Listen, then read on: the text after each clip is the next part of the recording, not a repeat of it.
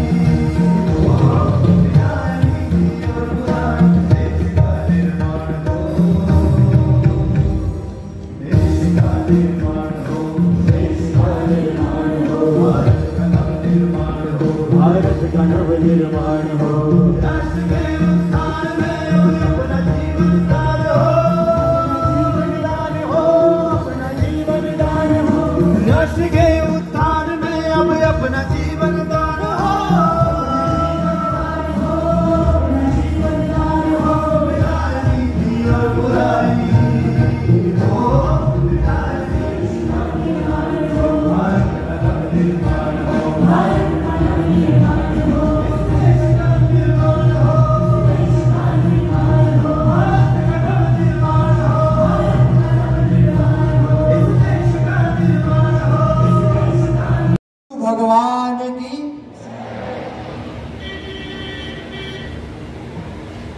दिव्य ज्योति जागृति संस्थान और यही प्रभु के चरणों में प्रार्थना है कि आप सबकी भावना को वो स्वीकार करें, आप पर वो विशेष कृपा करें सब भक्तों पर, आपके हृदय में वो ब्रह्म ज्ञान प्रकट हो। 16 तरीक को इलाके में एक रिक्शा फेरी कथा की जा रही है, ਇਹਦੇ ਬਾਰੇ ਕੀ ਕਹਿਣਾ ਚਾਹੁੰਦੇ 32 ਸੈਕਟਰ ਦੇ ਵਿੱਚ। जय श्री कृष्ण। सभी प्रभु भक्तों को मेरा नमस्कार।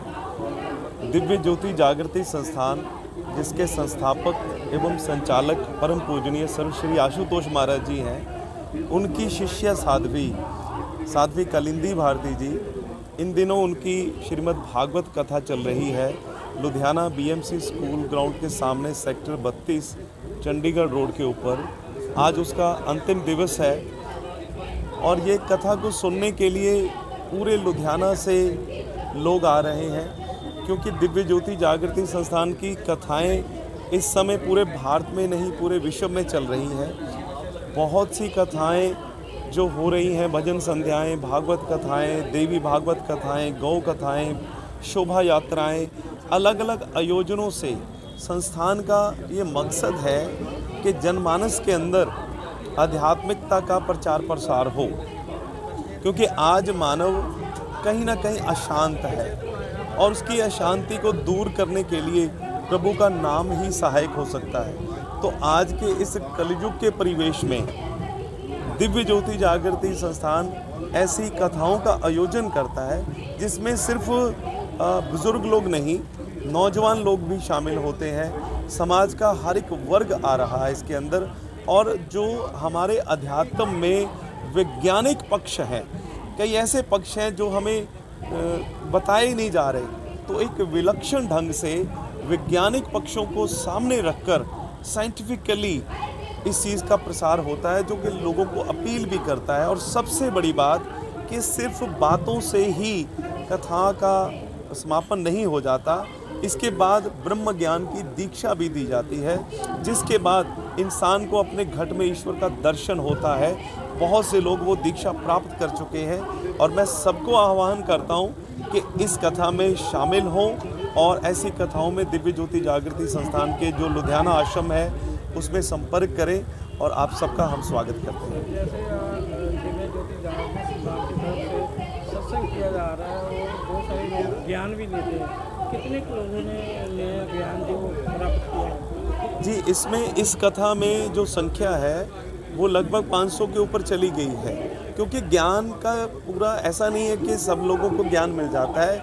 सबसे पहले ये देखा जाता है कि उसके अंदर ईश्वर मिलन की जिज्ञासा है कि नहीं है। उसका छोटा सा एक इंट्रोडक्शन लिया जाता है, तो वाकई जो उसको जिसके अंदर ऐसी तड़प है ईश्वर को मिलने की, उसको ये ब्रह्म ज्ञान की दीक्षा दी जाती है और इसके बाद फिर इंसान का ब्रह्मरंध्र खुलता है, दिव्य दृष्टि प्राप्त होती है। उसके बाद उसको भीतर अपने ईश्वर का दर्शन होता है, फिर ध्यान साधना शुरू होती है, फिर उसके मन में शांति आती है। ये आदि सनातन है, ये कोई हम नया कुछ नहीं कर रहे, ये आदि सनातन विषय है, बस उसको प्रसारित कर रहा है दिव्य ज्योति जागृति संस्थान की तरफ से। जो नेत्रहीन है या वो बहुत सारी संगत है जो एजुकेशन में भी इनकी हेल्प की जा रही है। जी बिल्कुल, बिल्कुल सही कहा आपने। देखिए, अभी तक मैंने जो बताया वो आध्यात्मिक पक्ष था, लेकिन दिव्य ज्योति जागृति संस्थान सामाजिक क्षेत्र में भी बहुत बड़े काम कर रहा है। हमारा एक प्रकल्प है जिसमें जो स्लम एरियाज़ के बच्चे हैं, जो गरीब हैं, झुग्गी झोंपड़ियों में रहते हैं, वो शिक्षा का अभाव है, तो हमारे हज़ारों वॉलंटियर्स उनको जाकर टच करते हैं, उनको एनकरेज करते हैं, उनके पेरेंट्स को, और उनके लिए हमने स्कूल खोले हैं और जिनमें शिक्षा फ्री दी जाती है। उनके योगक्षेम का सारा प्रबंध संस्थान करता है और आज वो बच्चे, इस प्रोजेक्ट का नाम है मंथन और ये शिक्षा को लेकर है। ऐसे अनेक प्रकल्प हैं, जैसे अंतर्दृष्टि है जिसमें नेत्रहीनों को, अपाहिज लोगों को रोज़गार मुहैया करवाया जाता है। इसके अलावा पर्यावरण संरक्षण का है और देसी गौ का एक प्रकल्प है जो कामधेनु प्रकल्प है, जिसमें we have been conserving the most precious breeds of indigenous cattles there. और हमारी गौशाला है जिसको 2017 में भारत सरकार की तरफ से उत्तर भारत की प्रथम गौशाला का पुरस्कार प्राप्त है।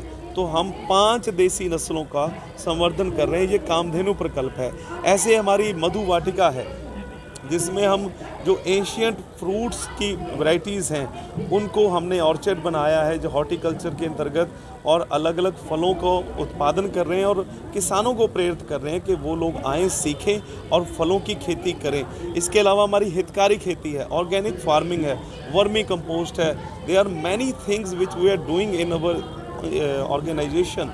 और भी प्रकल्प हैं। अंतर्क्रांति प्रोजेक्ट है जिसमें जो जेलों के अंदर है, जो जुल्म की दुनिया से इंटर करके लोग जेलों में आ गए, तो जेलों में सत्संग हो रहे हैं, कथाएं हो रही हैं और ऐसे हार्ड कोर क्रिमिनल्स को ज्ञान से जोड़ा जा रहा है और उनके अंदर परिवर्तन आ रहा है। सबसे बड़ी बात यह है। तो सामाजिक और आध्यात्मिक इन दोनों क्षेत्रों में संस्थान बहुत बड़े कार्य कर रहा है। हाँ जी सर, दिव्य ज्योति जागृति संस्थान वालों 32 सैक्टर ਦੇ ਵਿੱਚ ਜਿਹੜਾ ਕਥਾ ਚੱਲ ਰਹੀ ਹੈ ਅੱਜ ਪਹੁੰਚੇ ਕੀ ਜਾਣਕਾਰੀ? परम श्रद्धेय गुरु आशुतोष महाराज जी के अपार किरपा सदका एक बहुत बड़ा आयोजन चंडीगढ़ रोड ते पिछले लगभग 6 दिन तो चल रहा। अज उसका आखिरी समापन दिवस है और लगातार समूह इलाके नूं महाप्रभु के वचनों द्वारा और प्रभु द्वारा दर्शाई गई वाणी के द्वारा निहाल किया जा रहा है और संगत बहुत हुम हुमा के इस आयोजन च आ रही है और इस इलाके नूं प्रभु श्री नाल जोड़न दे विच जिथे बहुत बड़ा योगदान दिव्य ज्योति जागृति संस्थान स्वामी जी, स्वामी प्रकाशानंद जी, गुरकिरपानंद जी, इन्हां दा और समुचे सारे सेवकों का बहुत बड़ा योगदान है।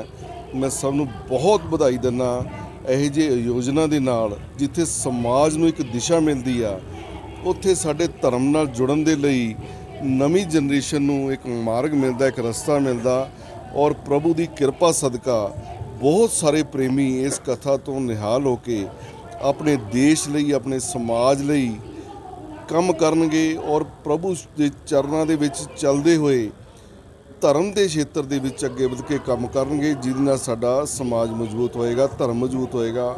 ਮੈਂ ਸਮੂਹ ਸੰਗਤ ਨੂੰ ਬਹੁਤ-ਬਹੁਤ ਵਧਾਈ ਦਿੰਦਾ। ਇੱਦਾਂ ਦੇ ਆਯੋਜਨ ਲਗਾਤਾਰ ਹੁੰਦੇ ਰਹਿਣੇ ਚਾਹੀਦੇ ਆ, ਜਿਹਦੇ ਨਾਲ ਸਾਡੀ ਸਮੂਹ ਬੱਚਿਆਂ ਤੋਂ ਲੈ ਕੇ ਬਜ਼ੁਰਗ ਮਾਤਾਵਾਂ ਭੈਣਾਂ ਉਸ ਗੁਰੂ ਘਰ ਨਾਲ ਜੁੜ ਸਕਣ।